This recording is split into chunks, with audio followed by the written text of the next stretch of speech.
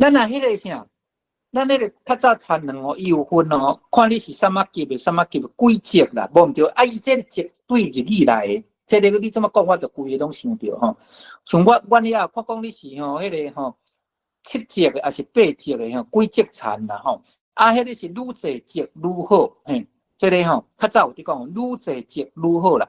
一般这个产哦，你若甲有甲吼，迄个啥呢？哦，7级8级个算足好啊。啊，若9级产吼，迄个吼，迄个吼，会当讲哦真好吹啊吼。所以迄个级声的声吼，伫遮是有迄个啥呢？等级的意思啦，吼，等级的意思。哦，这个词足好的咧，吼。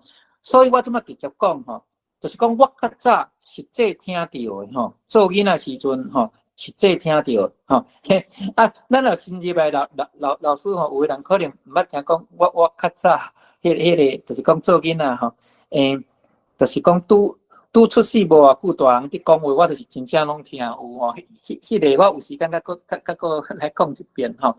我即马啊，真正做囡仔吼，人讲过，我经差不多拢会记哩啦吼。